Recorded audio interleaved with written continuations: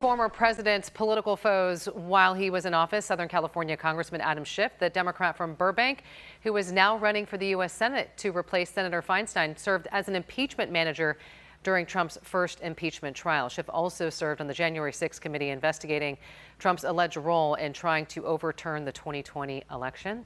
Congressman Adam Schiff joining us now on Fox 40. We appreciate you giving us some time this evening. Great to be with you. So I want to cover a lot in this conversation, but I just want to talk about what we outlined here in the lead up to you, this historic arraignment, this third indictment. A lot of the work and information that came out was done by the committee that you worked on, the January 6th committee. Your reaction to it? Well, this is the most serious set of charges yet because they go really to the heart of our democracy. They concern a president's efforts to stop the peaceful transfer of power, the multiple conspiracies that he engaged in. It's going to be very important for this trial to go forward, for it to proceed in an orderly way. I think it's a trial that ought to be televised, and recently led a letter among my colleagues to urge the courts to televise the proceedings so that Americans can watch them and have confidence in the result, whatever that result may be. But I think for those of us who served on the January 6th committee and saw these witnesses and evidence, this is a logical step in accountability and justice. And why do you feel like it's so important for those trials to be televised? Well, the idea that we would try a former president and a candidate for president and the public wouldn't get to watch, and instead they would only learn about what's going on in the courtroom, either through the lens of the former president speaking publicly when the prosecutors are not allowed to speak publicly, or reading it without being able to watch and evaluate the credibility of the witnesses. To me, that doesn't seem right. I think it would increase confidence in the process and the result if people could see it with their own eyes. How confident do you think something like that will happen, that the judicial side will agree to something like that? Because typically we don't see court proceedings televised in federal court. You're absolutely right. It's not the norm at all to televise proceedings, but this trial is not the norm. This is perhaps one of the most important trials in American history. It's a trial where the charges are central to the whole concept of democracy, that we have a peaceful transfer of power between presidencies and that the voters get to decide.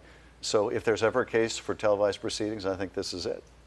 We all know the saying, perception is reality. If you believe what the former president is saying and what he is posting on Truth Social, he's loving this right now. He feels like the more indictments, as I believe he said, bring it on. The more indictments, the better. They make me stronger. He's out campaigning on it today, and his poll numbers continue to go up. How do you see that? What is your reaction to that? Do you think that just continues to solidify that he will be the Republican nominee? I don't think indictments are ever a career-enhancing move, and I don't think they will be here either. He has a very loyal base, and it will stick with him through thick or thin.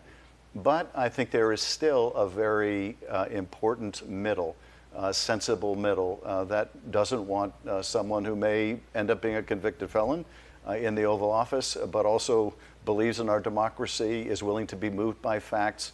The remarkable thing about the witnesses we produced on the January 6th committee, and that will be produced during this trial, they're almost all Republicans, and they're almost all people Donald Trump appointed. And so these are not partisan Democrats. These are not never Trumpers. These are people who came to Washington with him. These are people who were state Republican legislative leaders. And his vice president. And the vice president, his own vice president. So it's important, I think, for the country to see that. Okay, I want to pivot now and talk about your other job. Now, you're not only serving as a member of Congress and on these various committees, but you're running for a pretty big job here in the state of California. You're obviously here in Sacramento tonight for an event later this evening. We'll talk about that in a second. But you were in Fresno yesterday, Bakersfield the day before. For voters who are trying to learn more about the candidates in this race right now, why should they select you?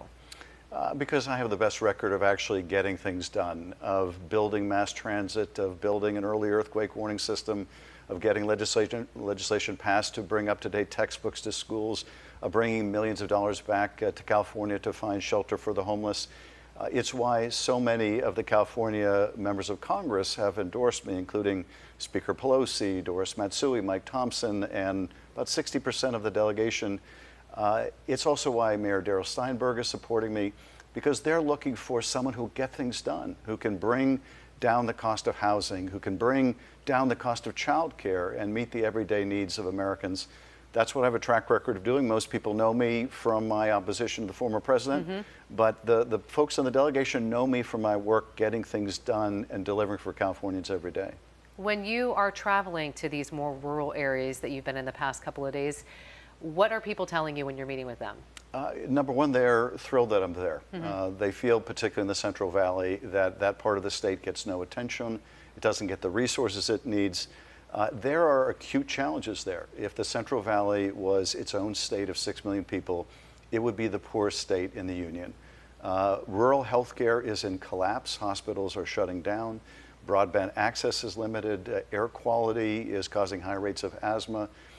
They need a champion in the Senate that's fighting to bring back resources, fighting to make sure that every part of the state is represented, and that's what I'm committed to doing. I get your campaign emails. When it comes to fundraising, you're a rock star, as a lot of consultants will describe you. But it doesn't seem, I mean, I've seen clips of you down in Los Angeles picketing with the workers that are on strike, the writers and the actors strike. As you just mentioned, you're outlining your trips to the Central Valley. Even though we all know it costs a lot of money to run for office in the state of California, do you feel like that gives you an advantage over your two other opponents, or are you going to be, hitting the ground up until primary election day? Oh, I'm going to be hitting the ground every day, every hour of the day, up until election time. I think the strength that I have in terms of fundraising is the fact that it comes from the grassroots, that it comes from tens, even hundreds of thousands of people in small amounts. The average contribution we get is about $34. So that shows, a personal commitment when people are willing to, send a small check. It really matters. But I really love the personal connection when I'm out on the campaign trail, talking to people about their families, about their lives, about their aspirations. And I have the same question for all of them, which is, what can I do to help? All right, so this race, we're still really, really early. A lot of the polling shows that there is a big chunk that's undecided right now. And in our statewide Senate special that you were a part of, we talked to our friend Joe Garofoli from the San Francisco Chronicle, and he talked about where certain voters might be right now in terms of what they're looking for. Obviously, you're running against Katie Porter and Barbara Lee, the two other prominent Democrats in this race right now. And Joe Garofoli said, it's going to be interesting to see if Californians want, these are his words, wants to send two dudes from California to Washington. Obviously, there's Senator Alex Padilla. I know you're in Sacramento tonight and you're meeting with the women Democrats of Sacramento County. So what would you say to persuade some female voters that you understand their issues? Well, I think I have a very, very strong record on issues of particular concern to women. I've been a vehement advocate for choice and against the Dobbs decision. In fact, I'm leading an effort, along with Hank Johnson, to expand the Supreme Court so we can restore rights to Americans, not take them away. But I would also look at the people who are supporting me, who know us the best and work with us. Nancy Pelosi endorsed me on day one of the campaign because she knows I'll be effective in the Senate. And I do think voters should consider gender, and I think voters should consider race as well. I think they'll also consider who's going to get something done to improve the state of California. And I think that's where my strength lies, and that's the case I'm making. All right. We unfortunately are out of time. We know you have a busy evening ahead of you, so we will let you go. Congressman Adam Schiff, candidate for the U.S. Senate here in California. Appreciate you giving us a few minutes this evening. Thank you.